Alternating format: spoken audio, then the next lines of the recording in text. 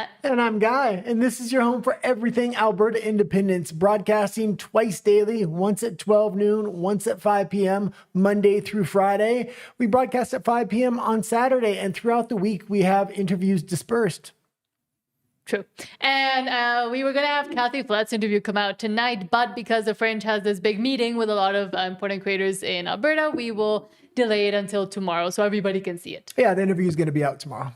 But thank you so much for joining us today. Please do remember to subscribe. It's what helps us out the most. And now is your chance. So go hit that subscribe button and the like button while you're at it. They're right next to each other. Also, we try to read all the comments live. However, if we get too many, we'll read as many as we can. If you feel so inclined and really, really want your comment read, you can always super chat. And we also have memberships. Excellent. Let's get right into, actually, let's go into some comments and then we'll go into breaking news. There's quite a bit of breaking news today. Troglodyte says, hola. Hola. Thank you for being here. Wild Rose Republic of Alberta says, I'm feeling extremely black-pilled with life in Canada. I'm still supporting Alberta independence, but I think we may have to do more than just vote and organize rallies. Pray for our people. Yeah, I absolutely agree. I think now is a time for prayer, for focus. We need to focus on October 19th, but we also need a long-term strategy to take over the UCP to guarantee that after that October 19th referendum, once we win, that there is going to be a binding question. And we need the general public to know we're taking over the UCP so it builds confidence in case Danielle Smith tries to back out or she tries to backstab us. We need the general public to know we're doing multiple things. We're moving towards October 19th, but also in the long term in 2027, I think October 18th is the chance to elect all new MLAs, all 87. So hopefully we can get 87 MLAs that are in favor of Alberta independence. And if you're feeling black-pilled, using that energy to actually create a change. And it's good that, in a way, it's going to sound weird, but in a way it's good you feel black-pilled because that means you want change and you're ready for change and you already see the issues that are flourishing, obviously, within Canada and Alberta. And for us, I mean, we felt extremely black-pilled and we used that energy during 4 years that we saved up to be able to gain our own independence from Canada when we escaped during the Trudeau regime. There wasn't an Alberta independence, but we channeled all that energy and despair and anger and everything else we felt into being able to save up enough to leave the country, because at that time, that's the only solution we could see. However, now with Alberta independence, that is what you can channel your energy into. Well, and I'll also say the Fringe has his special... The Fringe has the meeting with a lot of the biggest YouTubers and the biggest voices in this space. So watch that tonight. Hopefully that will give a direction to everybody and say, you know what, we got this. We're going towards October 19th. So if you're feeling a little black-pilled, I think the Fringe is going to have a red pill for you tonight, hopefully. Todd says, hi, y'all. Hello. Thank you for being here. And Joe Rush says, good evening, everyone. Cheers from Calgary, Nat and Guy. A pleasure as always. And same here. Thank you for being here. And Pete also let us know he will not be here tonight. So hello, Pete, from the future. From the future. When you're watching on replay, hello, Pete. Louisiana Rebel Phil says your voices are being heard. So from Louisiana, voices are being heard again. Fantastic. And it's good that it's gaining steam. And I think we need to continue to make Alberta independence and the movement itself and the independence movements within Canada be heard, not just within Canada, but all over. Absolutely. Quebec is starting to raise their voice. They're upset about this 50% plus one that Carney wants to make it some autonomous number, whether it's 60 or 70 or God knows what's going on in Carney's mind. He didn't even get 45%, and now he's claiming you need 50. Okay. We'll see, Carney. We'll see. But let's get into breaking news. Extra, extra, read all about it. Extra, extra, read all about it. And starting with, and we told you that we would let you know as soon as we knew when the debate was going to be posted and published, and now it is. It has been. It's on the Aristotle Foundation channel on YouTube, and it's called Be It Resolved, The West Should Stay in Canada. And I posted a link on our X account. It's one of the top posts there. I started watching it just before the show. I went through about half of it. Keith is absolutely destroying them. And a lot of the points Kenny is kind of bringing up or either non-points and he's trying to make something with it, or this council that Keith is forming is going to actually address a lot of those issues and a lot of those concerns. So I think what Keith is doing overall for the long-term strategy is absolutely fantastic. Mm-hmm. Exactly. Do you want to watch a little bit or no? Yeah, we can play a little bit if you want. I think I have it on. You're going to have to fast forward through it because he talks for quite a Yes, bit. I think I have it when he stops talking, I think. Be it resolved, the West should stay in Canada. And now to our debaters. Arguing against the resolution, And just fast forward until when they start. Well, they were just about to start. leader of the UCP from 2017 until 2022 and served as the 18th Premier of Okay, Alberta. just fast forward halfway He also through, served please. as the Thank member. You We guys have what can it takes to go on our own. And I'm not talking about carving out Alberta and bringing in dollies and trucks and moving it away.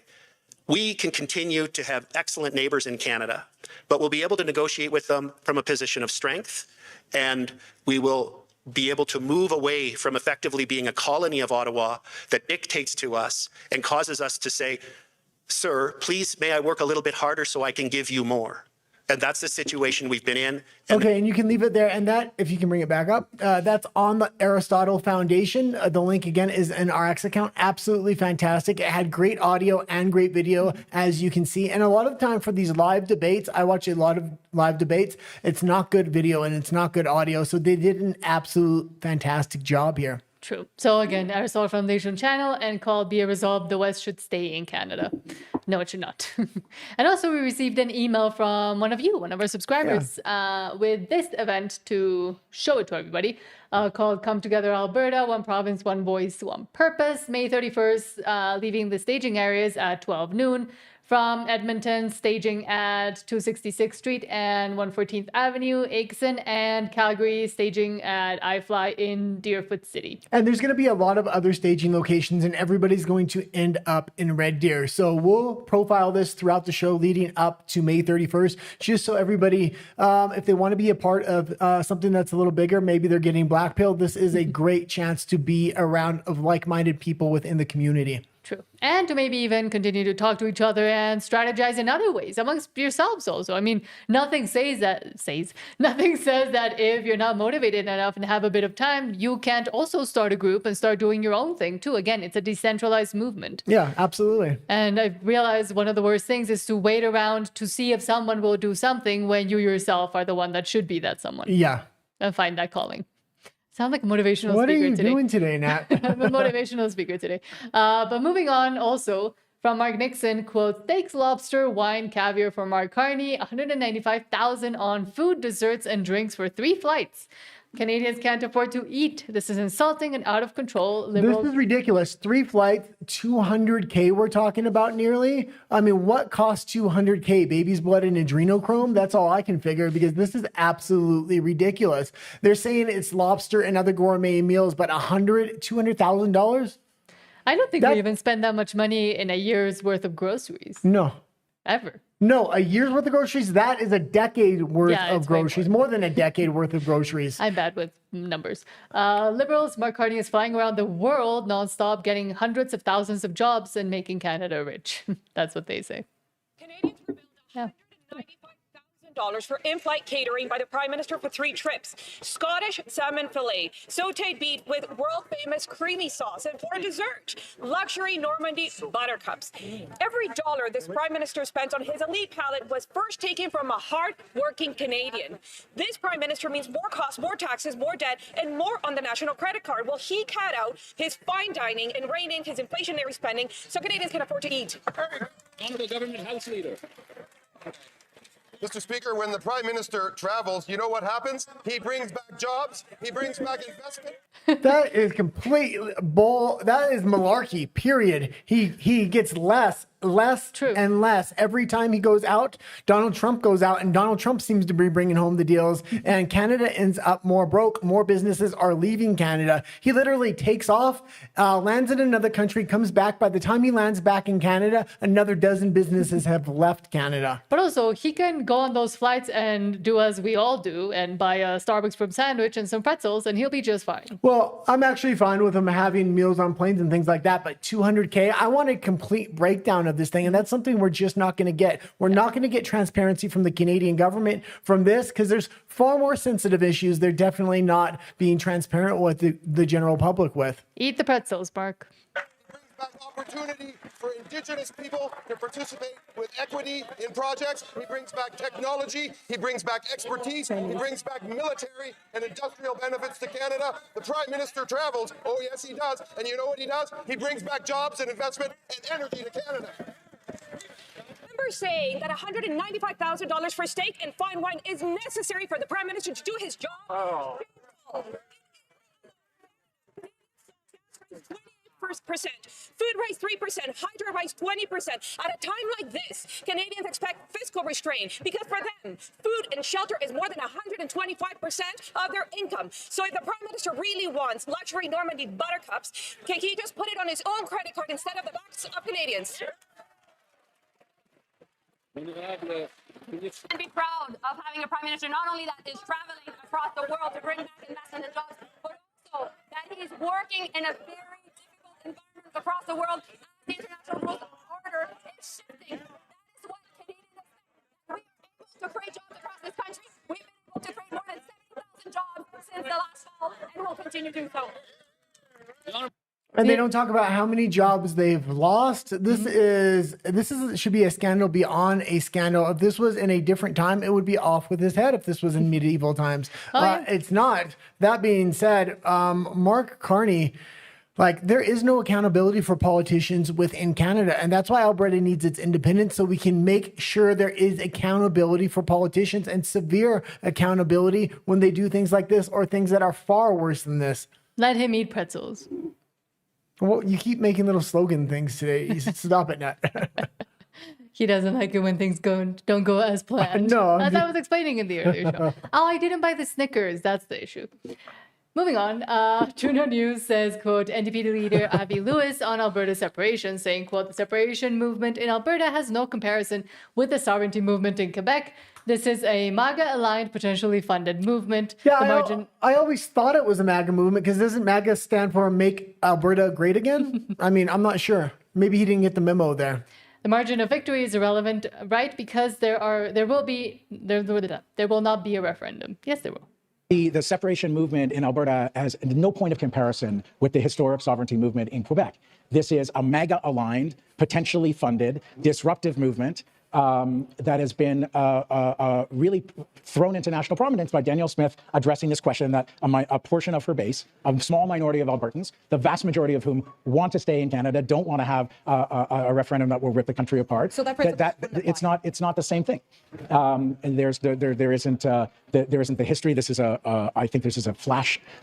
And this is why it's important. We'll play the rest in a moment. This is why it's important to get a national conversation going so they can't say, oh, it's a small fringe minority in one province. No, this is a lot of people in a lot of different provinces. Alberta is just where it's boiling up first. Saskatchewan, British Columbia, Quebec. We can go on and on here. This is not a few people in one province. That's been driven by an extreme portion of Danielle's base, and she's got a big problem on her hands. She tried to have a question for a question, and it's going nowhere. Nobody's happy. But this is an internal Alberta problem right now. And I don't believe that there will ever be a referendum. The court has already decided that you can't just proceed to rip a country apart when you haven't dealt with the underlying issue of the land and Indigenous rights and title. So what I'm saying very clearly, and I'll say it in English just to be perfectly clear, is the margin of victory. And here's the thing. The land has already been ceded. We've already gone through that. In other provinces, they haven't ceded the land. That's why there is a problem in other provinces. The fact that they're demanding a consultation, what I say to that is Danielle Smith should have asked a binding question, and she should have demanded a consultation before that. I don't think it's too late. But that being said, I guess we're going forward to October 19th, and then we'll press after that. But she needs to start the consultation process now. Otherwise, the courts are going to continue to use the same mechanism to block it. In an Alberta referendum is irrelevant right now because I don't believe there will be a referendum. And I think he doesn't believe there will be a referendum because he's used to the regular political order and the way politics works in Canada, where they get everything they want. Yeah, he's inheriting his position because of his family name. Now let's go into your comments. And then we'll go into Alberta Stay Free. Sean says Trump eats McDonald's with better results. Exactly. Well, I mean, I put that on one of the X posts today. I said, Mark Carney needs ketchup and a well-done steak and some McDonald's. I need McDonald's. Todd says, I am MAGA, make Alberta great again. Exactly. Let them call us MAGA. Well, and it doesn't point. hit the same way it's going to hit the rest of Canada. Yeah, they may be able to turn national Canada against us, but in Alberta, there's not a hatred for the United States. In Saskatchewan, neither. That's our main trading partner, and that's part of the reason we want to break free from Canada. The more you call Alberta MAGA, the more we're going to say we want to keep our trade deal with the United States while the rest of Canada crushes theirs. Sean says 35% is a small minority. And Todd says, proud MAGA member right here and Fringer. Well, and it's not even 35%. We're looking at 60% for the new non-binding question, which is, do you want a better deal with Ottawa? The best way to send that message is to vote yes on the non-binding referendum on October 19th. Todd says, thanks for the great slogan, President Trump. Yes. Sean says, the court, unelected judge has already decided. Sounds like a king already decided for him. Or to him. Absolutely. Yeah. And again, he's saying that it's never going to happen because that's the way that they've become accustomed to manage politics within Canada. Todd says he loves communism, so he doesn't think there's going to be a referendum. Of course. Well, they're marching us towards communism, and they're trying to extend out the timeline with this Alberta independence referendum, meaning we need 2 now. And the second timeline is looking like, what, 1.5 to 2 years? That's ridiculous. He's hoping he can march us into communism before we can get the second vote on independence. And that's why we need to start pressuring Danielle Smith now for at least a consultation with the First Nations to get that out of the way for any future binding referendum question. So the same mechanisms can't be used like it was used on the citizen referendum. Thomas Muse says, hello, Freedom Peoples. Hello. I think Alberta independence movement is rising up at the perfect point and time in history when so many nations want the power back to the people. Absolutely. And a lot of nations don't have the ability to do that. Canada is one of those special countries where we have a direct path, or we were supposed to. And now they're trying to throw rocks in our eyes and sand in our eyes or whatever else they're trying to do. Charlotte says, Freedom Barbecues. That's what it says. Wild Rose Republic says, liberals lie and still wonder why their breath smells like a pent-up fart. Yeah. I can't believe I said that word on the stream. Louisiana Rebel Phil says, yes, power to the hardworking citizens. Wild Rose says, Melanie Jolie finished eating all the green crayons, so she's allowed to speak now. $195,000 worth of green crayons. Charlotte says, why can't Brookfield pay for his meals? That's who he's working for anyway. Yeah, exactly. He should be paying. It's reasonable to have some kind of expense account for food on the plane, but $195,000 is absolutely ridiculous for 3 flights. There should be a reasonable amount. Anything above that, he can order, but he has to pay out of his own pocket, period. Don Adelac says, hello, everyone. Hello. Thank you for being here. Wild Rose says the NDP electorate are all on mid stabilizers and hormone therapy. Yeah, and not so much. Exactly. But now let's go into Alberta. It is Alberta Stay Free. Yeah, Alberta Stay Free. It's going to Alberta Stay Free. Sweet home Alberta, where the roots run deep and the money trees grow. And starting with from Nathan Segveld, quote, by campaigning against Alberta independence, many conservatives in Alberta and Canada are showing themselves to be petty rather than productive and easily emotionally steered by the left. You don't have to take a position on independence to do something productive, to put the pressure on Ottawa to deal with corruption and structural confusion. Our widespread inability to isolate and address the real problems bespeaks a nation that is struggling to find moral clarity. A widespread darkness has settled over our nation. A vote on independence on October 19th is non-binding. That is the mechanism to put pressure on Ottawa to get a better deal. After October 19th, once we send a large message, because it's non-binding, it doesn't mean independence. It means we tell Ottawa we want a better deal. Otherwise, we're going to leave in the secondary referendum. Then they're going to have almost, I'm guessing, a year by this new timeline, because I don't see how Danielle Smith actually calls the question and they don't try to block it. So if we say it's in October 2027, that gives the government a year to address all the issues. And if they don't, whether they do or they don't, we're going to go into that that secondary referendum, and that is what's going to tell Ottawa whether they address the issues or not. And again, it does seem like the Conservatives are putting a stick in their spokes as they're trying to ride a bicycle and tripping themselves up over and over again. With Pierre Poilievre initially was one of the big things we criticized when he initially said on Joe Rogan that that's never going to happen.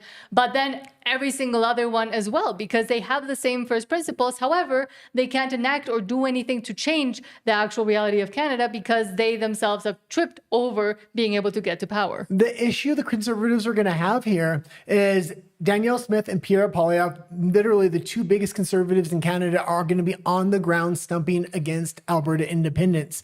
What is that going to do? That is going to reveal their mask and show that they're all in a big uniparty. For the past 5-10 years, they've all been saying the direction Canada is going is wrong. We have the same first principles as National Conservatives, yet the National Conservatives now are going to say how great Canada is and we need to stick with them? That's going to be absolutely ridiculous. It's going to be uniparty revealed.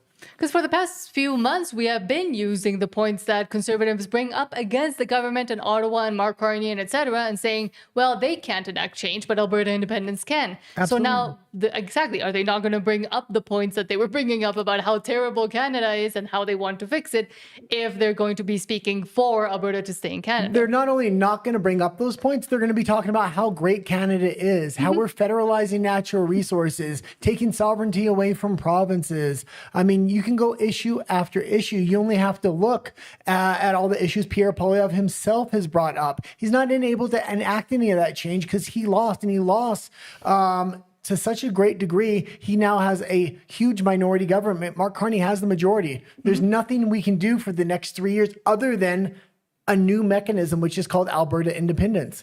And that flip-flopping, again, just breaks down the mask of who the Conservatives actually are and what their real interests are. But Keith Wilson says Alberta does not lack resources, talent, or ambition. What Alberta lacks is the authority to make decisions required to secure its own future. Independence changes that.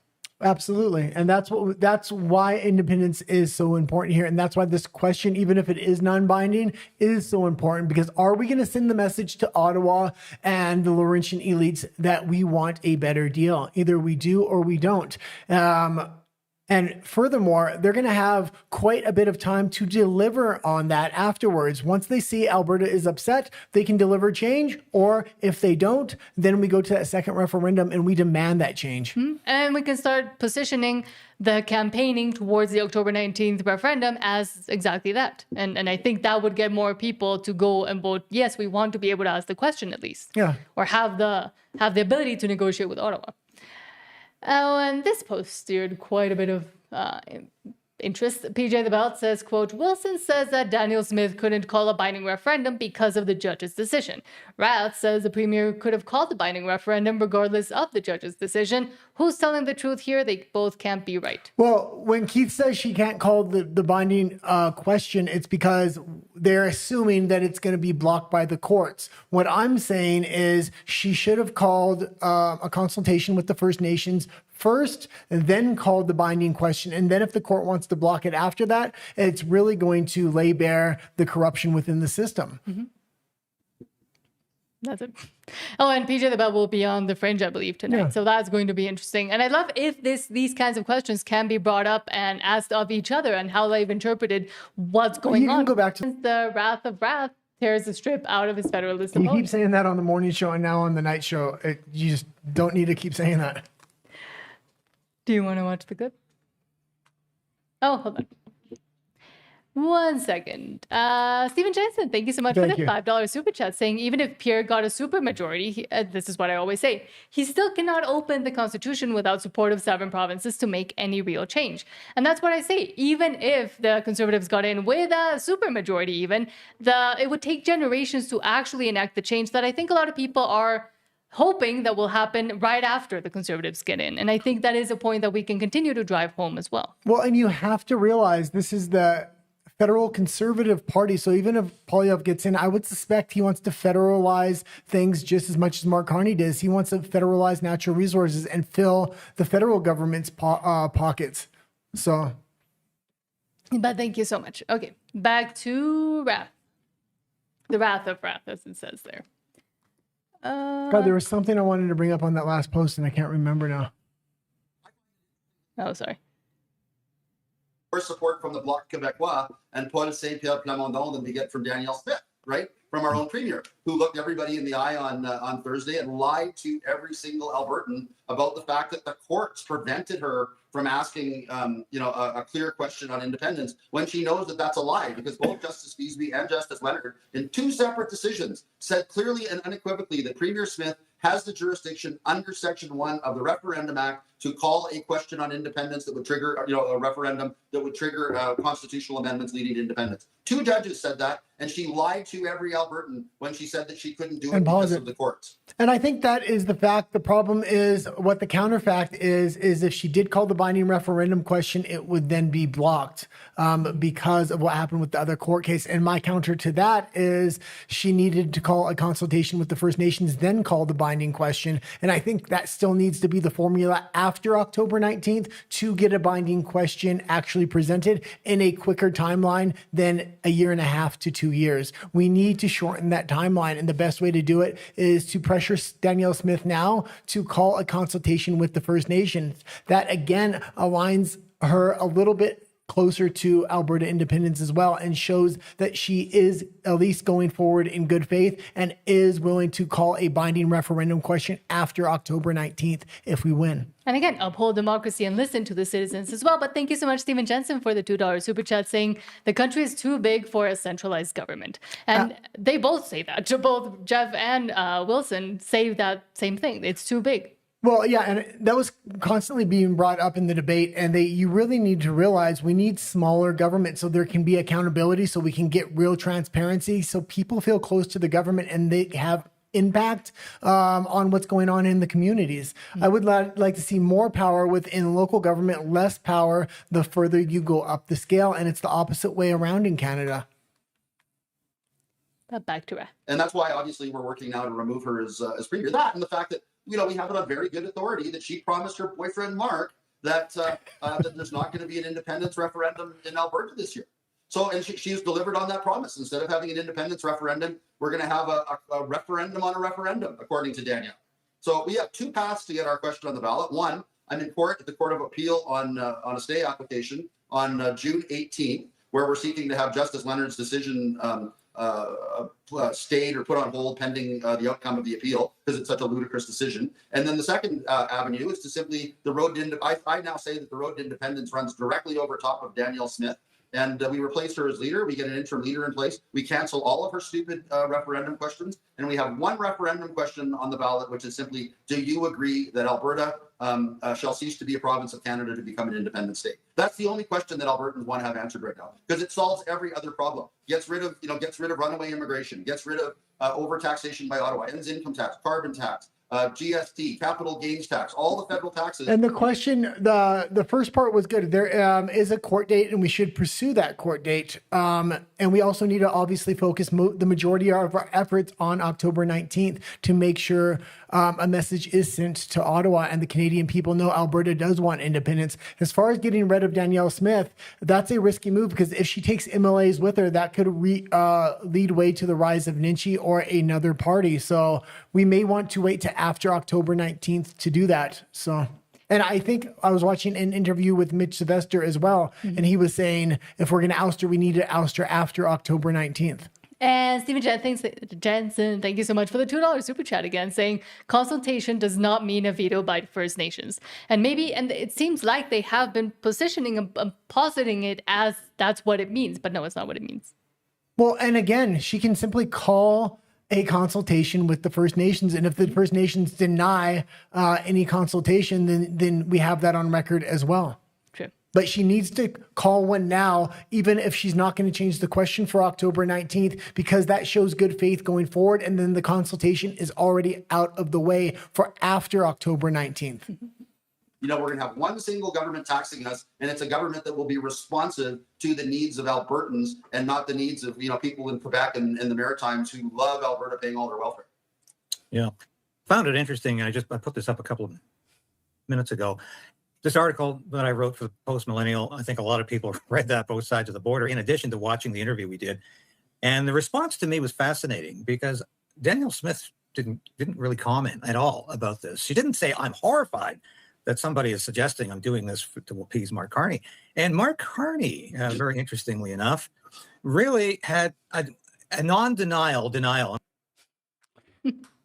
Yeah, and it's going to be interesting what does happen on the Fringe tonight. I'm going to be interested to see everybody's kind of opinions there. We definitely need to take over the UCP. That needs to be a long-term strategy. At least a small portion of over the 7,000 volunteers we have need to start identifying MLAs and things like that that are friendly to Alberta independence. So next year we can take over the UCP and elect hopefully 87 out of 87 districts. And again, being able to concentrate on the October 19th vote and getting as many people to vote, yes, we want to be able to ask a second question, but also in the background, starting to move the mechanisms to be able to do that as well. And one other thing, there needs to be pressure put on Danielle Smith right now to call a consultation with First Nations to get that out of the way so they can't use that as a future mechanism to block a binding vote. I think that needs to happen almost immediately. Mm-hmm.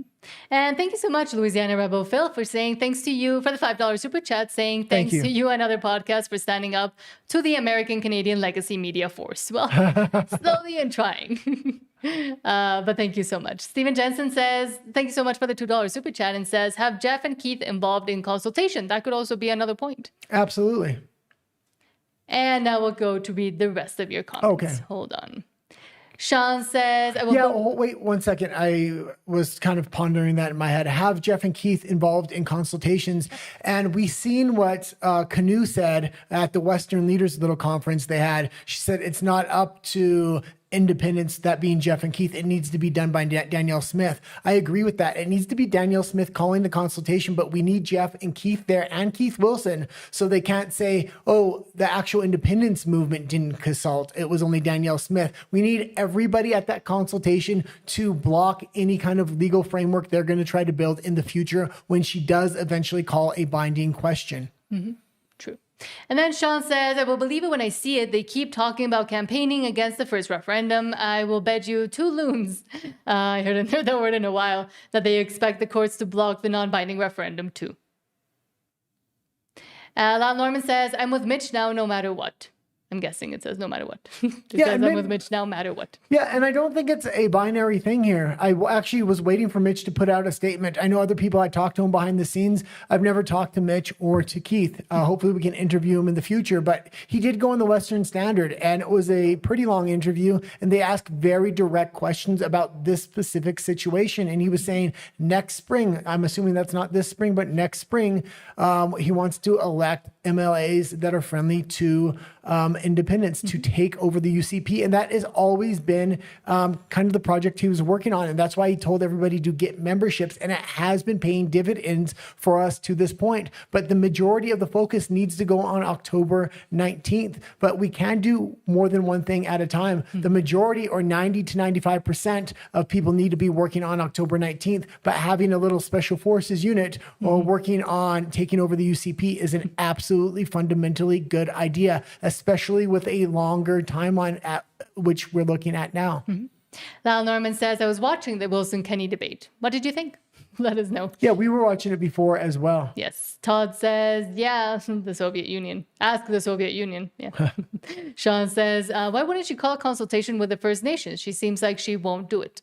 Yeah, why aren't you calling the consultation now? I understand the court blocked the citizen-led initiative, but you should just call it now because you have a non-binding question that's supposed to lead theoretically to a binding question according to you. So you should call the consultation now. That will show a good faith effort to everybody in Alberta independence that eventually one day you might call an actual binding question. We need something right now from Danielle Smith, and I don't want to keep harping on her to change the question or something else. We need to go forward with the question we have now. But what we do need is her to at least call a consultation with the First Nations. That checks that box, gets that out of the way, and will clear a path for us after October 19th. And we'll still let her say, I'm wanting to uphold democracy. I want to hear what the citizens have to say. I want this question asked of them because it's very clear that we have to have this question answered sooner rather than later. I think one of the reasons why she doesn't want to call the consultation is because she calls the consultation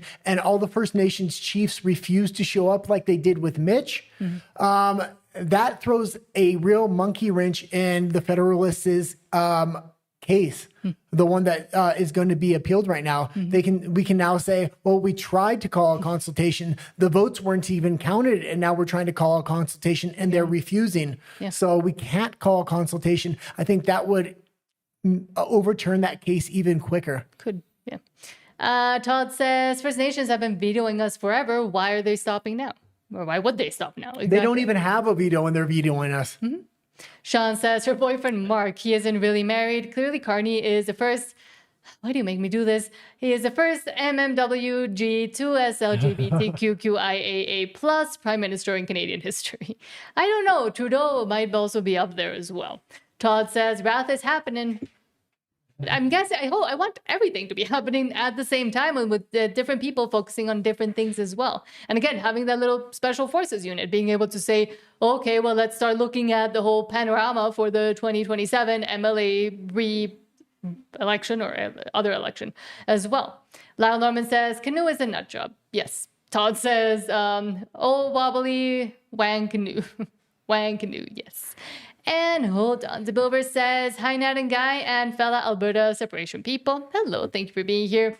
Luke Couture says, Mitch, Jeff, and Keith should be part of any future consultation meeting. And I'm going to say this. I know Jeff Rath's getting a lot of heat, and I know he causes some infighting. I don't like the infighting he's doing, but we need to have a good cop, bad cop relationship. We can play on Danielle Smith and other people there. I mean, even at this point, if we want a consultation, we have Jeff Rath saying, we're going to oust you. He can continue forward with that and then back down and say, okay, we won't oust you as long as you make the consultation. We'll wait to after October 19th and see if you call a binding referendum. We need a way to apply pressure onto Danielle Smith to at least get a consultation and to get an answer out of when does this binding question actually happen and what is standing in the way of you calling it the first time.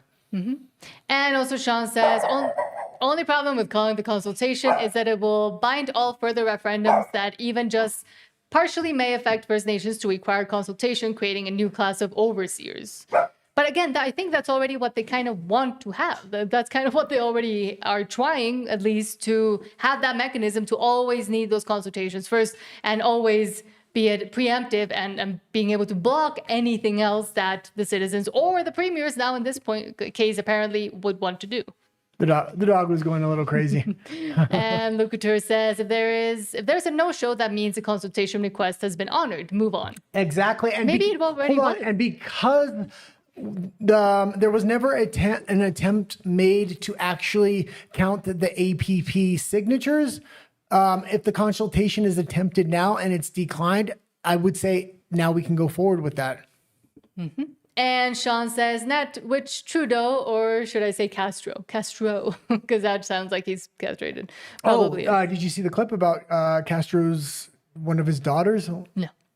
She was implying that Justin Trudeau was her half-brother. Oh. Well, we're gonna play that on tomorrow's show. Lyle Norman says Wilson led the debate and Kenny was drowning in his own tears, as he has been. Absolutely, but now I've watched a lot of Kenny debates and I've watched a lot of Kenny interviews. It's always the same talking points, and what Keith is doing with this council, getting it together with business leaders and other kind of leadership figures, is going to kind of take away a lot of those talking points from the Federalists. So I absolutely love what Keith is doing right now. Todd says, like Ben Kenobi, LOL. Obi-Wan, but wobbly one, LOL. Yes. Stephen Jensen says, that is very true to Sean and would be true when Alberta is independent too. I would think everyone is the same.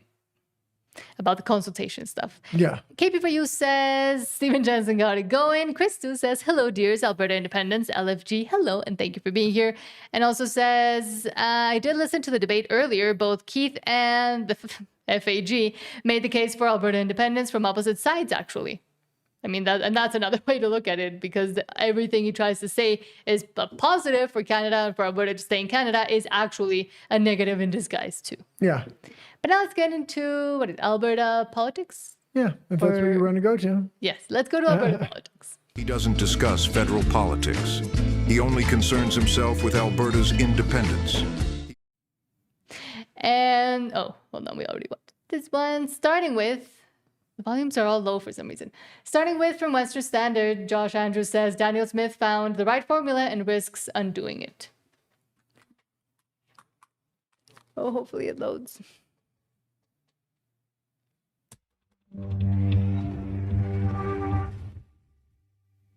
Most political fights are about moving the Overton window, defined as the boundaries of what is considered reasonable, realistic, or politically acceptable public policy. Alberta Premier Danielle Smith's greatest political strength has always been recognizing when circumstances are changing, before anyone else does. Her weakness is what comes next.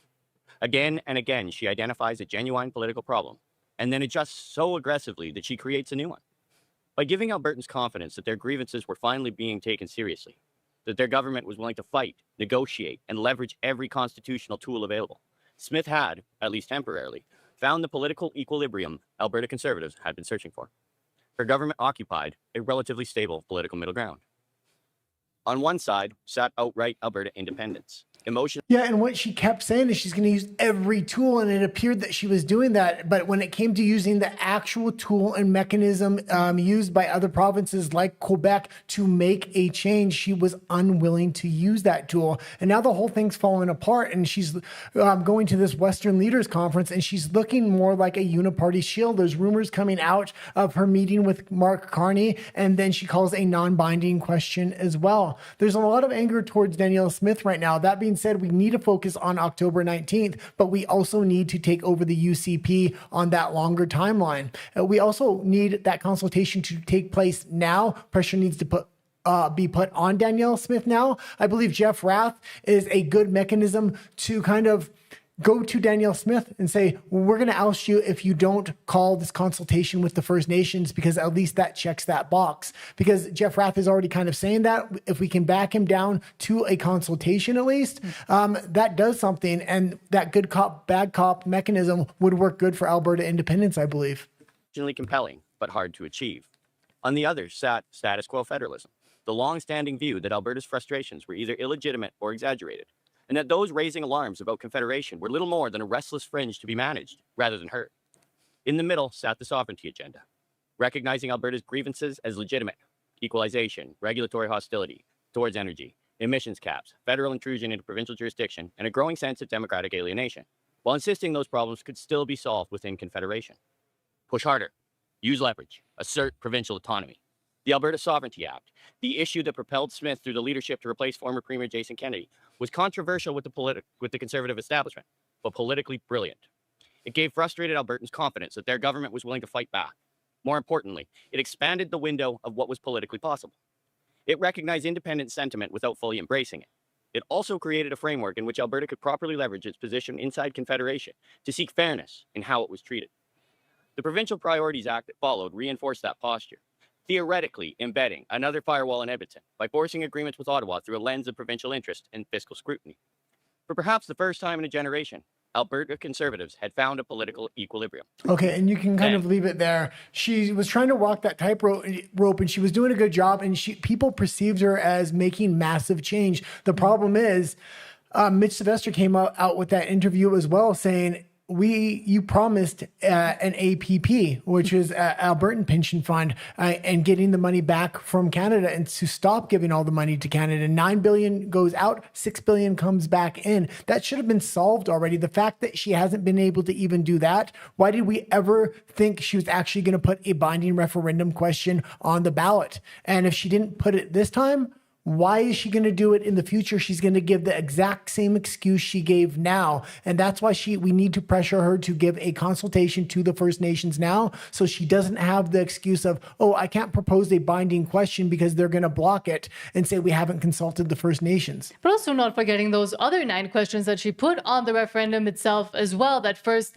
panicked a lot of people. And we also highlighted and pointed that out. But the fact that she got elected on those things already. She got elected by saying she wanted to do those things already. Why is she consulting the public again when the first consultation that she had about those referendum questions was when she got elected? Because she got elected to do exactly that. So why does she have to ask again if you really, really want those things to be done? Yeah. So it's And the same mechanism we're seeing. I want to bring something else up. Oh, it looks like we're going to go into this non-binding referendum with 10 questions or 9 questions, whatever it is. A lot of those questions are federal questions that there is no chance to enact change. And after this referendum, we should not only focus on the 60 or 70% we're going to get for Alberta independence, but we need to focus on they're not enacting changes on any of these other federal questions that we've had. We know they're not because they don't want to unrig the political system they spent a lifetime building. True. However, we showed this clip in the morning one, but it's really good. RMC 86 says, quote, "It's all falling apart for Mark Carney.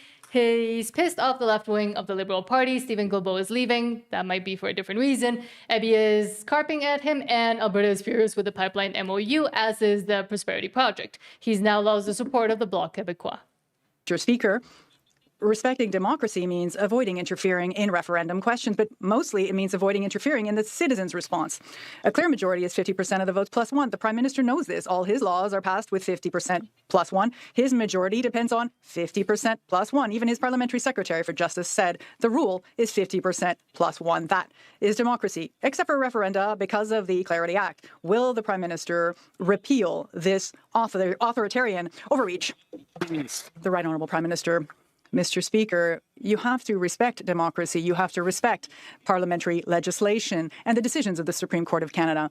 Under the Clarity Act, the House of Commons must consider the following factors to establish this determination of a clear vote: the scope of the majority that are valid, expressed in favour of the successionistic option, and the percentage of eligible electors who took part in the referendum. It is not 50% plus one. How's it? And nothing he read there, it just said a clear majority. A clear majority, and the standard has been set globally through democracy over and over. It's 50% plus one. That has always been the standard globally. So the fact that he's saying it depends how many electors took place in the vote, you can't force everybody to go to the poll. Honourable Member for Rivière-du-Nord. Mr. Speaker, there is no place in a democracy for a law that does not respect the will of the people expressed by 50% of the votes plus one. There's no place in a democracy for a law that overturns the people's decisions by claiming after the fact that either the question or the result of the vote was not clear enough. There is no place in a democracy for a law that flouts the rules of the ballot when the result just doesn't suit the government. This is an authoritarian overreach we must avoid. Will the Prime Minister finally repeal the anti-democratic law on referendum clarity? And why is it two politicians from Quebec bringing this up? Why isn't it anybody from Alberta? Why isn't it any conservatives? We know why it's not any conservatives, because the conservatives said they're going to be stumping on the ground in Alberta against Alberta independence. They don't want to touch this subject now. Now we're having to rely on Quebec for Alberta's political power. This is absolutely ridiculous. My hat's off to these two politicians that at least are bringing this up in Parliament. The Right Honourable Prime Minister. Mr. Speaker, we respect the laws of Canada. The Clarity Act is clear. At the same time, we respect the will of Quebecers, that is to build a strong, resilient Quebec within a strong and resilient independent Canada. That's not the will of the Quebecers either, at least not the ones that are starting to rise up and form more around the Parti Québécois and the actual independence of Quebec. Yeah. So... And I have some more clips coming out tomorrow from Quebec politicians. They're actually raising their voice, unlike Albertan politicians at this point and national conservatives. Because they can't. Again, they've been tapped on the shoulder. The artist known as Jess says, quote, "Alberta is being denied their vote to separate from Canada by a corrupt court with total BS. We are being ruled over by cowards and traitors. We should probably figure out what to do about that. Good luck to us all. Long live the Republic." Yeah, and I've profiled him here on a few times. He's an American content creator, but he follows Alberta independence, and we really appreciate American content creators that are shining a light on this, because eventually we may need the international community to raise their voice for us, especially with censorship laws coming in. Freedom-loving friends up north in Alberta, they're feeling the same sting of betrayal as we're feeling down here in America. Alberta's premier, that would be like their governor, Danielle Smith, she had been supporting the Albertan people as they collected up signatures for their petition to get a referendum vote, their vote to separate from the corrupt communist Canadian government. They had it all together, all the signatures, more than enough, petitions all signed, and now Danielle Smith has stabbed them all in the back. Siding with a corrupt Canadian court, claiming that it would violate the rights of the Indigenous people if they were allowed Albertans to vote to separate from the Canadian government. Does that make any sense to anybody? No, of course it doesn't, because it's corrupt bullshit. Danielle Smith is now enemy number one in Alberta. She has fucked them all, just like Trump fucked us down here. Was with them from the start. So now the Albertans, they are appealing this corrupt court decision, but like, I bet it's going to go about as well as it did for the ostriches. If a corrupt court's going to claim that, no, you can't vote because that's going to violate Indigenous people. Like, the Indigenous people would get to vote too. Everybody in Alberta, and I bet you the Indigenous people don't want to be any more part of the corrupt communist Canadian government than anybody else there. Now, what the fuck is this? Everything is the fuck out of hand. Okay, and you can leave it there. And I'm just glad people are shining a light on this outside of Alberta and outside of Canada. Yes, funnily enough, I agree with his Alberta analysis, but not with his US analysis. But oh well. Let's go into your comments and then go into Alberta personalities. Sean says to Stephen Jensen, it's why I said you need to settle the First Nations consultation questions, not part of the very expansive Canadian Constitution. Is it a penumbra of First Nations laws and equity laws is my assumption. Yeah, and I understand as it's laid out in the law, the consultation doesn't come to after the vote takes place. That being said, because the court's blocking it before, now we need Danielle Smith to actually hold the consultation. It's simple. We're going along with your non-binding referendum BS to this point, Danielle Smith. What you need to do for us in return is call the consultation for the First Nations. So after we win that non-binding question, we can go right into a binding referendum and not have the court say that we didn't do a consultation this time. Sean also says to Rebel Phil, I think from what I know, unlike the United States, where the state started diseases is just subject to judicial review, that in Canada, state diseases is actually part of the constitution itself. I'm sorry, he corrected himself. Todd says the lady Quebecer said it perfectly. Yeah. And Quebec, the Quebec politicians have been standing up over the last few days. And the last time this 50 plus one nonsense came up as well. Yeah. I really feel like Danielle Smith should be the one standing up here for democracy. And she's just mum on the situation. She'll give a little statement here or there. But even at that, God, the dog there. Let's put it on your camera for a minute. There's a ghost. There's a ghost with the curtains. Tiny little ghost. What happened with that? The premiers of Western Canada, when they did stand up, Danielle Smith tried to say something, then Canoe cut her off, and then that was the narrative going out of there. She didn't even try to rebut any of it. Almost like he was doing the job for her. Todd says, love our American content creators. Yes, and we need them to also know actually what's happening. Not the 51st state thing, not all the signatures weren't verified, so it can't move forward, but actually being able to have them know the process that we're in. Yeah. And I think we need to continue to build those bridges with and that last U.S. content creator we showed actually did know the ins and outs, and he knew exactly what was going on with Danielle Smith, so good on him. Sean says, that's what I've been saying. Forget a second referendum. If the first one passes, will trigger Quebec and Saskatchewan to declare independence. You'll have no other option. Hopefully. Yeah, we're going to have to look at some real freaking solutions here. Louisiana Rebel Phil says, curious, how can the Canadian Prime Minister just arbitrarily change the 50+1 rule? Is there not a due process protocol? The thing is, the Supreme Court had established with the Clarity Act and everything that it needed a clear majority, but it never established what that clear majority meant. Because it was obvious. What the Prime, and I'll just steelman the Prime Minister's argument so everybody kind of knows it, because everybody wants to say it's 50+1. What's he talking about? What he's talking about is, let's say only 50%, let's say 40% of the population of Alberta come out to vote and we get a 60% vote. What he's saying is the other 50% that didn't come out didn't vote on it, so we don't have a clear majority, which is absolute garbage. That's not how democracy has ever worked. And Luke asks, do you feel she failed with the CPP, PAL, Alberta Police Force as well? Well, it's slowly moving. But she keeps saying all this stuff is coming years later, and eventually it will come right before the October 19th referendum, I would suppose. So she can say, oh, you see, we're making change. It's changing. Stephen Jensen, thank you so much for the $2 super chat saying have to run LTA Zoom meeting 6 p.m. Bye. Oh. Bye. Good luck. And Thanks for being here. Thank you for coming, Stephen Jensen, and for the super chats as well. Beaver Trucker, I'm guessing, says Keith for president of New Alberta. Absolutely. And he's got everybody's vote at this point. Lutsko says the world will recognize 50+1, especially the USA. Exactly. And again, we might have to get that mechanism moving as well if Canada itself won't recognize it. Yeah, Alberta needs other countries to recognize it as well. What a lot of people aren't realizing is we need to get a lot of mechanisms moving behind the scenes for after that October 19th referendum, because if we wait to after October 19th to try to start moving the pieces on the chessboard, the other side is going to have all the advantages there. We need to start taking over the UCP. We need to get that consultation moving. We need Danielle Smith to call the consultation with the First Nations and have the leaders of the independence movement there. Keith Wilson, Jeff Rath, Mitch Sylvester. And Louisiana Rebel Phil from Louisiana in the U.S. says, yes, Luke, the U.S. will. And James Hunt says, if Canada won't take 50+1, we'll have to get the USA to declare Alberta a separate country. Yeah. And again, I don't think they'd fully be against that either, because it benefits them a lot as well.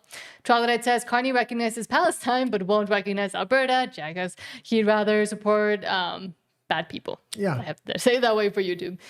Sean. Well, and let's just say we go into October 19th and say, oh, it's another 2 years to a binding referendum. At that point, if we have somebody in UCP leadership that would just declare unilateral independence and then have Trump recognize us, the federal government's going to come back, say, no, no, no. And then we can say, okay, we want the referendum next week. We can dictate to the federal government we want a binding referendum then, and there's going to be no more shenanigans happening at that point.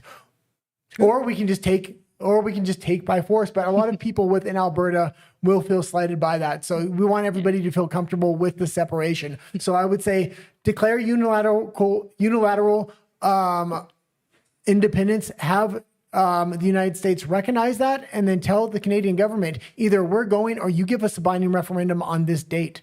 Sean says to Troglodyte needs to push for a new northern border for expanded Point Washington. I joke, he says. Lutsko says, yes, Alberta's Premier Smith should be vocal and say 50+1 is the rule. Yeah. Because right now all eyes are on her and she could say that, but for some reason she's very quiet on that point. Well, she's getting drawn into this uniparty with all of her Western Alliance buddies there and Mark Carney leading it. Mark Carney is having the Western premiers all gathered together so he can pimp them out at the same time. It's absolutely ridiculous. But now let's go into Alberta personalities. But they need to understand that Albertans are done. We're leaving, and there's no more conversation to be had. I know that's upsetting to people. And starting with, from Jasmine Lane saying, quote, this is destroying the YouTube marketplace in Canada for all creators. Let's make this loud. Bill C-11 is an attack on access to information, freedom of choice, and the Canadian government is hoping you never find out. And again, this is one of those other mechanisms they've been trying to move in the background for a while now as well. The government does not need to ban dissenting voices in order to make them disappear. They just need to mandate that other content appears above theirs. Nobody deletes your video. Nobody sends a government notice. Your content just suddenly stops getting shown very quietly, algorithmically, with no appeal process and zero paper trail. That is the cleanest form of soft censorship ever invented, and it has plausible deniability built right into it. And I do think it's quite entertaining every time I talk about this online, and your typical NPC liberals will say, actually, according to Section 9, whatever it is, of the CRTC's ruling, it explicitly states that the CRTC, they don't actually control algorithms. Yeah, they don't need to. They mandate the platforms who control the algorithms. The question here, though, truly, is not whether or not CRTC has the legal authority to do this. They do. Parliament gave it to them through the Online Streaming Act passed in 2023. The question is whether Canadians have ever had a real debate about whether they should. And we have not. Because what got passed in 2023, touted to the public as we're just making everybody pay their fair share, has now become a permanent regulatory apparatus over what content gets funded, promoted, how platforms surface information, what counts as journalism worth protecting, and who gets to decide all of the above indefinitely with a built-in review cycle and no sunset clause. That is not a streaming tax. It is a lot bigger than this. This is a communications regulatory state, and it was built one consultation at a time over the course of several years while everyone is so busy arguing about Netflix. And that's just one of many bills they have. And that's the issue we have here. We do have the federal government on their back foot, but now with this extended timeline that we have to have 2 referendums, they're going to have a lot of these censorship mechanisms in place ready to go with that secondary referendum. We need to start working on mechanisms now. And they also have a lot more incentive to continue to pass them and to start enacting them as soon as possible to continue to silence and quell the voices of Alberta independence and those independent voices and independent outlets that want to actually look at the truth and not just the narrative that comes from up on high. Carney. National Post says Google tells MPs police search powers bill could facilitate foreign interference. Yeah, and this is foreign interference by exactly the mechanisms Jasmine Lane was just describing. This is foreign interference on free speech going through American platforms on a global level here. The EU is using the same mechanisms. The UK is using the same thing, and so is Australia. And on top of that, they're levying tens of billions of dollars on fines on these American companies. It's been up to Donald Trump to push a lot of this back through the Granite Act, mind you. That being said, we don't know what's going to happen in 2028 without Donald Trump there to protect the social media companies and to protect free speech. I don't know if they're going to be able to hold their ground. We already seen what happened under a Joe Biden administration. And what the UK has continued to be able to do, what Brazil was able to do with X, what Australia has been able to do with their under 16 clauses and digital ID efforts. So it will continue to spread. It's just how fast it's going to be allowed to continue to spread, and if the American companies will now again bend to the whims of the New World Order or continue to uphold free speech if they have nobody there telling them, hey, you have to uphold free speech. You're an American company. I'm Trump. Listen to me. So, and I do agree there with Jasmine Lane saying that everybody was focusing a lot on the whole Netflix thing and the Canadian content thing, but it affects, I think, even more content creators and platforms themselves, because it allows them to bring in CTV and whatever mainstream media propaganda they want to show first and force the companies to show first ahead of any independent media, that it will actually go against the government. Yeah. Do you want me to go to comments or to Alberta's Canada? Yeah, let's go to comments if we can. 1 second. Where were we? Sean says, I remember when JJ McCullough went to Ottawa to fight this Canadian government on YouTube censorship with the idea of pushing Canadian content. Maybe a Tim Horton Punjabi Bollywood dancing show. Maybe they'll be okay with that. But yeah, funnily enough, on that one specific point, I was also very in agreement with JJ McCullough, because he was one of those that was fighting against this and against the government's insane ideas of doing it and then actually passing it. Yeah. And Sean says, censorship. What the heck? It got auto-corrected, I'm guessing. Troglodyte says, just call Vancouver, Washington, Greater Portland. Well, we're seeing the greatest form of censorship that we've seen in a long time. That was turning a binding question to a non-binding question. True. Sean B. Hello says, 50+1 was good enough for Quebec to stay in Canada. It is good enough to leave. It's good enough for every single election around the world, except for Mark Carney, which only got 43% in the last election and then finagled himself a majority government. Go figure. Luke Couture says, Gary the Chipmunk is very dangerous for Canada. That guy that was in the latest picture. And Todd says, are you sure you're allowed to say New World Order? I think if I say it in a different tone, maybe. As of now, nothing I think has happened bad, but other than our throttling for our channel. But I think it's just because of what we talk about as well. And over on RUMBLE, hold on. Christus says, good day. He sure was. Keith Wilson was good. Jeff doesn't speak without knowing what he's saying, and he knows way more than most of us ever will about Jeff Rath. Independent Alberta, hello, thank you for being here, says, good evening, all you freedom lovers, good evening. Christu says, what some people don't understand is that without Jeff, there would have been no independence movement of this size right now. I see him as the enforcer in any sports team. Look, listen, I understand we need to focus on October 19th. 90 to 95% are all going to focus on that. But if we agree to just play in the sandbox and we play nice and we make excuses for Danielle Smith over and over again, then there's going to be no way to create the the mechanisms we need to behind the scenes. The federal government's going to be working on all those mechanisms, and they've already extended out the timeline now. We need a bad cop to the Alberta Independence's good cop, because right now it looks like everybody wants to play good cop except for Jeff Rath. And a bad cop can complement the good cop, bad cop scenario, and it can get us a lot that we need, such as a First Nations consultation before October 19th. And Portofino says the FedCons are scared eshless. KP4U says, Christo, true that. I feel that he actually reflects what us hillbilly Albertans are, just he's way more educated than me. Yeah, and I'm going to say another thing. Like, I want to play good cop, bad cop with Jeff Rath, but he needs to stop the infighting within the Alberta independence movement. But I'm fine with him going after Danielle Smith. That being said, we don't need an ouster yet, but we might need the threat of an ousting in order to get a First Nations consultation. So again, it all works. All the gears work within each other as well. People need except to be infighting. Yeah. But now, speaking of infighting, but now let's go into Alberta's Canada, and then we'll continue with your comments. I'm angry. I've had enough of these people. And starting with, there we go. I have to check that the volume is right because it's been low on all of them. David Creighton says, quote, here's a clip from my interview with the phenomenal Dallas Brody, and can concur because we've interviewed her too, leader of the One BC Party and the woman who should be the next premier of BC. And who got ousted from the Conservative Party and now they're using the same platform that she proposed. She's running against a bunch of fake conservatives that are saying no more land acknowledgements. We're going to protect private property. And then they do their debate and it's land acknowledgement after land acknowledgement.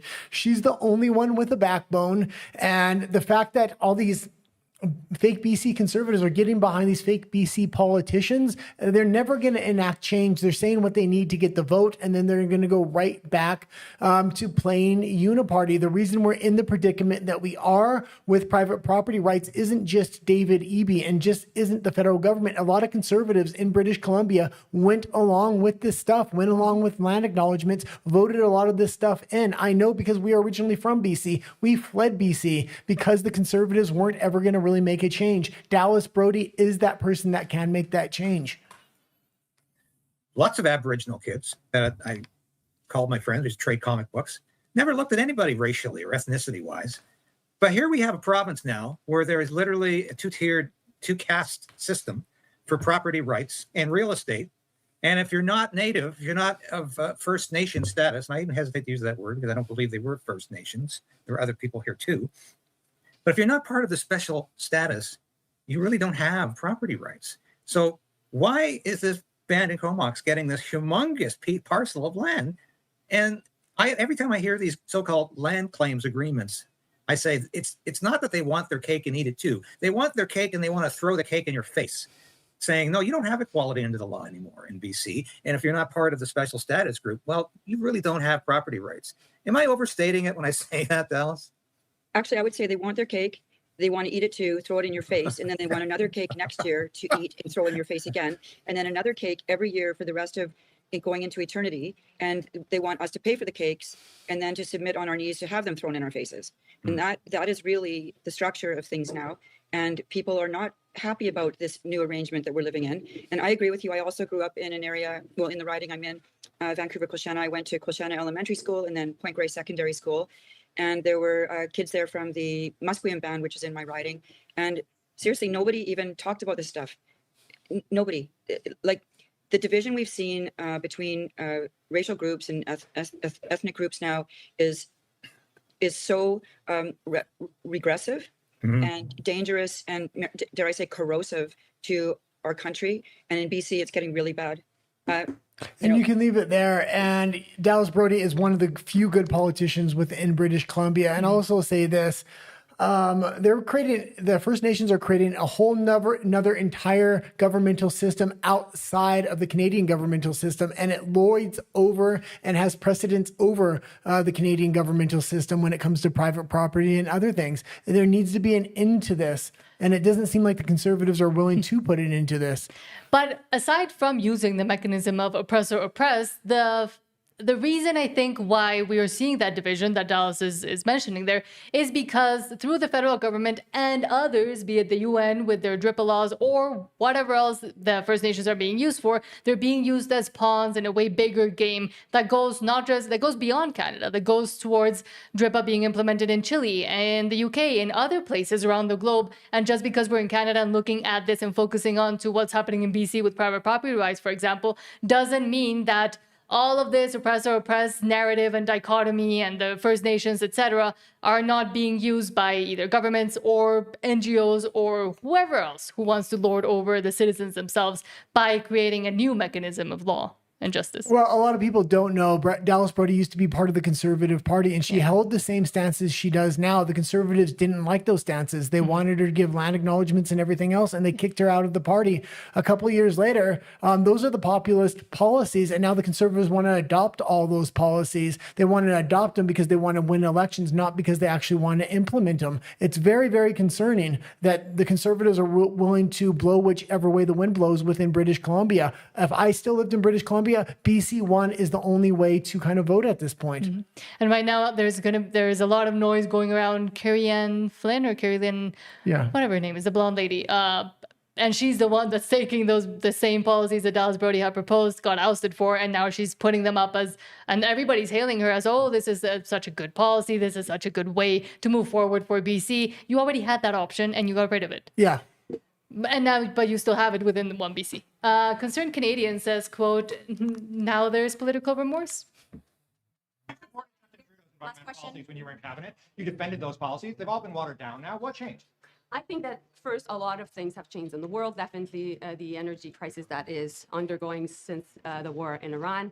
But I also think that we've seen the good impacts of that policy, but we've seen also the downfalls. And we need to be able to do both. We need to make sure that we bring Albertans on board. We need to bring also all Canadians on board. And I'll make sure that we're able to do both. Thank you. And she's not the only one. The little Chihuahua Champagne is saying the same stance. They're going towards federalization. They're bringing the party towards natural resource development, but on a federal level where they're going to take sovereignty away from provinces, especially economically.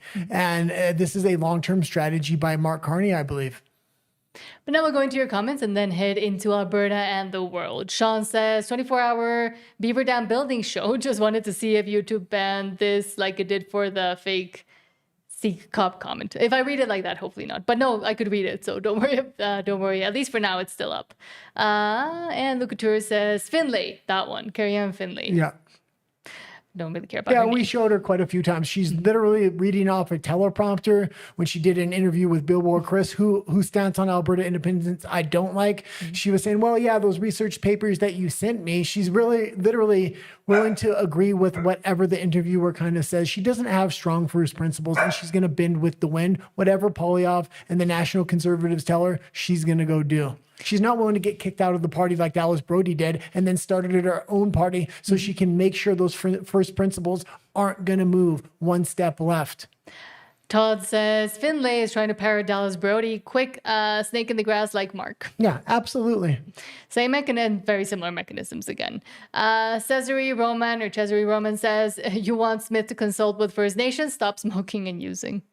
That's the thing. If she's not going to do the consultation with First Nations and demand that now before a non-binding referendum, what makes you think she's going to do anything after? It's actually a very easy request for Alberta independence to make of her, is to make a public request for a consultation to the First Nations from the Premier. If they publicly deny that request, that is now on record. If they come to it, it's much easier for her to ask a binding question after October 19th, period. That's what we need to be asking for her right now. And again, and it also helps us going into the October 19th referendum. Yeah. So it's a mechanism we need to play now. And we can posit it as if you want to continue to uphold democracy and the will of the citizens that have the 700,000 plus that you were touting a week ago that forced you to do a referendum on a referendum, well then start the consultations now, get that over with, start the mechanism. And 46% of First Nations want independence. In my eyes, that's kind of like they're demanding a consultation from the Premier. True. So she can just call it right now. There's nothing holding her back other than the fact that she may have made backroom deals. We need something that she can prove to Albertans. She hasn't done a backroom deal at this point. Todd says, Finlay the copycat. Yeah, no original ideas there anymore, if there ever were, honestly. And I just can't believe how the citizens have gotten behind Finlay. Like, she is just such a weak excuse for a politician. She's obviously parroting talking points, and I don't think she has the backbone to actually implement them when there's pushback. Dallas Brody obviously does. Independent Alberta says if there's a declaration of Alberta, or of independence, I guess, by Alberta by the U.S., it has to happen after the midterm elections. Yeah. Well, I think it would happen. Yeah, it would happen after the midterms. Independent Alberta also says, funny how you don't hear Jasmine talk about Alberta's independence after the Conservative Convention that was earlier in Calgary. Yeah, I was hoping she's going to, but again, if national conservative content creators aren't going to be able to avoid this, and if they don't take the side of Alberta independence and they say, oh, you have to wait 3 years for a Poilievre to possibly offer you a change, when this is a citizen-led initiative to enact the change that the Conservatives and the politicians in Canada couldn't. We're done with the politicians. We're enacting change ourselves with inside of Alberta. Speaking of midterms, let's go into Alberta and the world.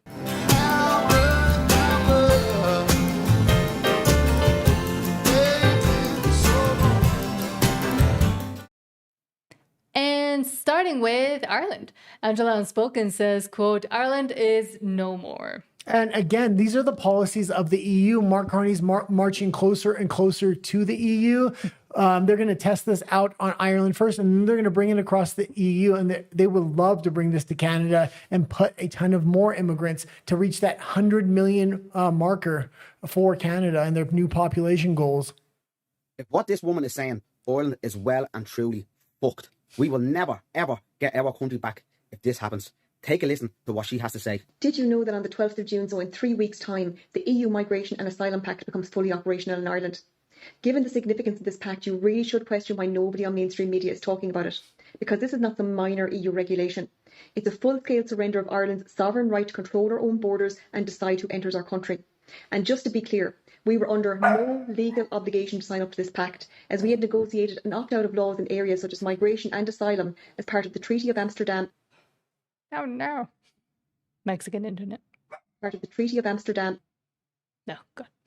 Well, and you can kind of leave it there. We do got the gist of it, and that is they're going to take over the immigration of Ireland. Do you think Canada's not going to do that with Alberta after this referendum? Like, they're going to flood you with immigrants so this situation never happens again, or maybe even to block the second referendum from happening so you don't have critical mass at this point. But again, also importantly, as she said there, it's a non-binding pact, and yet Ireland decided to sign on to it, and a lot of other countries as well, which is the also worrying part about the EU, that they don't even have to make it binding for most countries to have to bend and do it. Well, and Danielle Smith is asking for permission, and all these questions on this non-binding referendum, a lot of them have to do with these immigration policies. She needs to enact this now, because if she doesn't, what's going to happen is, oh yeah, now I have a mandate. I'm going to slowly work towards it as Mark Carney freaking floods Alberta before the second referendum with migrants that aren't citizens, and then he's going to fast track their PR so they can vote. And he already fast tracked 33,000 migrants the other day.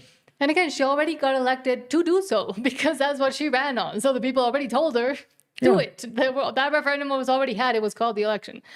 Jim Ferguson says, quote, breaking AFD leader Elise Waddell calls for the EU in its current form to be dismantled and power returned to nations. And you can read this whole thing because she speaks in German, so we're just going to read what was said here. Her argument, Europe does not need ever-expanding bureaucracy, unelected officials, and increasing centralization from Brussels. It needs sovereign nations, secure borders, free trade between European countries, greater national decision-making, less interference from distant institutions. Waddell says cooperation between nations should remain, but the current EU structure has grown too powerful, too costly, and too disconnected from ordinary Europeans. This sounds exactly what Alberta wants to do with Canada. They want to break free from this control because Canada is broken now, and so is the European Union. There's a lot of nations around the world now that want what Alberta is currently fighting for. Mm-hmm. This is a debate Europe can no longer avoid. The question is becoming louder. Who should govern nations, their people or Brussels? Yeah, who should Albertans or Ottawa? Exactly. It could just be replaced right there. And it's good that all of these questions are being asked and that they're being asked outside of just Alberta, just Quebec, just Canada. They're being asked in a lot of places. In Spain, we were just bringing up during the morning show, there were massive protests against Sanchez, and now his offices are being raided. So Scotland has moved their independence referendums forward. We see what's happening in the EU with the AFD. These are people that Alberta independence creators should be reaching out to. Now, we've sent interview requests, but we're a station with little more than 3,000 subscribers. It's hard to get a response from a lot of these people. The bigger stations should be contacting the AFD, should be contacting Scotland. Independence Spain. is rising on a global level. Scotland and Spain. And the UK. Yeah. There's a lot of options there. But also, from Marinawful, Newful says, quote, clueless nerd giving a rambling speech in defense of Mamdani's radical property redistribution program and socialism. It's funny how they can't draw a simple inference from the fact that their ideas have never worked. What do you say to those folks who say, well, if you tax millionaires, they're going to leave the city, and the top 1% pays 40% of the taxes in the city. So what happens if they leave? What's your response? Well, that's what I would say. It's like we should take their business and we run it like for the city ourselves. So if they take their business to Florida, you feel like you can make it? And this was an older clip. This was before Mamdani was elected, I believe, or just after. There's a secondary clip we're going to show now that Mamdani is making speeches that he's going to start enacting policies like this. I mean, they can't leave the building. They can't just bring their whole entire workforce to Florida, right? They can't bring all of the resources that they have to build a business here to Florida, right? That's a whole thing. And that's where you would even say if we're building a real movement, right, to stop that, we'd also make it illegal for them to actually leave, right? We would find them to hell. Does that sound like Canada there? Yeah, we'll make it illegal for citizens to leave or businesses to leave. True, and it's funny because I was just going to comment, you're in the US, you have no idea what you're talking about. You can't make it illegal. They're going to try to abandon their property here, right? Because clearly people do need to work, right? People do need to make a living. So that's Charles Barry. And while that might have been one of the craziest things I've ever heard in hundreds of street interviews, what matters more is that he's a teacher for New York public schools. Imagine that garbage being spewed in your kid's class. Great. And the next one's not a clip. We actually had the Mamdani clip this morning. It was fantastic, but it is the article, so we can just go over it again. And that's why I brought up that older clip to kind of show this is the kind of pressure they're trying to put on Mamdani to confiscate private property, and now he's agreeing to do it. It's a terrible idea. New York Post says, quote, Mamdani pledges aggressive crackdown on bad landlords, says New York City will work to transfer ownership to tenants. Well, no, we showed the clip today, and what he said was he was going to transfer it to the government and to NGOs, and then the last thing on the list was tenants. The reason he's saying tenants is so he can get public support for it. It's actually NGOs. I think he's going to transfer a lot of this land ownership to. Yeah, Mamdani wants to seize apartments from landlords, give them to nonprofits. New York's socialist takeover continues apace yesterday as Governor Hochul caved to the public union demands to not only lower retirement age but pad their pensions, while Mamdani and his new housing plan, I was reading, says that they want to put, I'll go back to here. Mayor Mamdani, meanwhile, pushed a housing plan that sought to cap rents and put more apartments under city control, because that always works when the government takes control of things, even threatening to seize property from derelict landlords. And of course, they get to choose. What derelict landlord means. What does it mean if a property is being well taken care of or not, or if they can take it over even, because they're the ones that in the end get to enact those laws that then gives them the power to go do exactly this. And again, as someone mentioned during the morning show, this is exactly what happened in Venezuela when they nationalize or federalize more and more things and take over more and more things, and then they can't actually do it. Well, then you turn into Venezuela or a socialist communist hellhole. Now I'll read your comments and then we'll go into... We'll go to... it's time.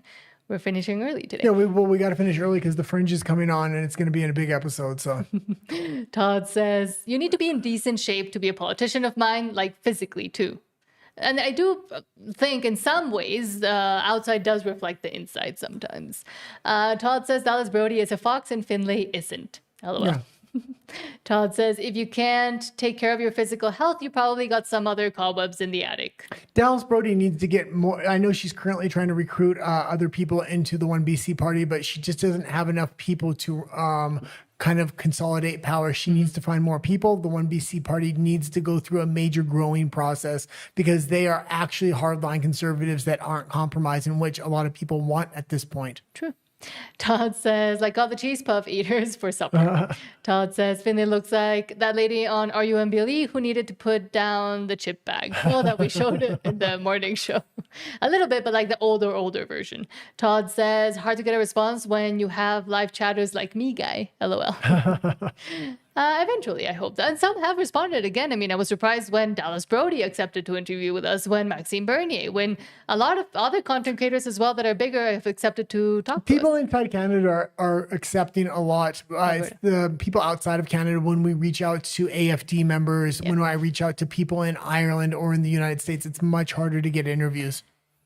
Todd says, Bandani. And there are major independence movements all over. We just showed the AFD. This would be perfect to start a national conversation. And again, that leads to really framing this around the elites, the globalists within Europe that are connected to Mark Carney and why they're trying to break free within Germany, just like we're trying to break free within Alberta. Todd says, acts like one too, because he says, Mom Danny looks like a psycho, acts like one too. And then Todd says, everyone left but me, guys, LOL. And some people are still here. It's just the messages weren't showing up. Austin says, hey guys, did you see the Aristotle Foundation released the video of the debate? Jason is laughable. Yes, we highlighted it the beginning of the show. And yes, it's on the Aristotle Foundation YouTube channel. You can find it there. Yeah, we posted a link on our X account. It's one of the top posts we made. Yes. DeBilber says, Todd's still here. Todd's still here. Yes, the people were just a little bit quiet. Maybe they fell asleep. Cesare Roman says, do you have... No, a lot of people left. There was that Zoom call meeting they had to go to. But we still have 50 people. Cesar says, do you have few dollars in your pockets to give First Nations chiefs pockets during consultations? And DeBilber says, going to watch you. Thank you. And then over here says... Okay, I'll read the RUMBLE ones on RUMBLE because the first one I can't do here, so I'll do it over on RUMBLE. But Austin, sorry. Todd says it was on my algorithm. The debate, good, yeah, it was on ours too. Funnily enough.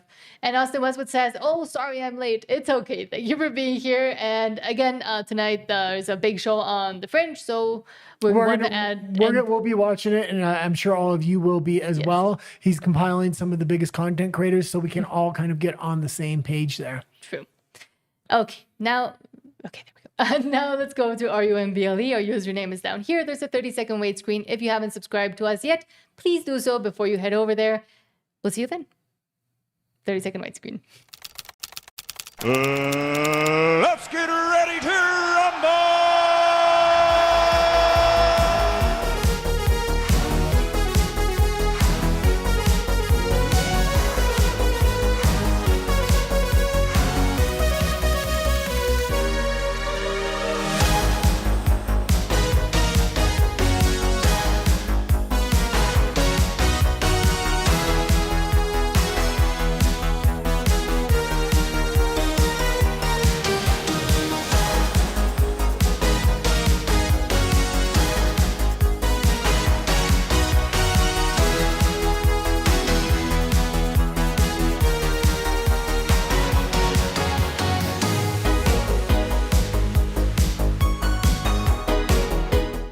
We're back. Hello, Rumble. Thank you for waiting.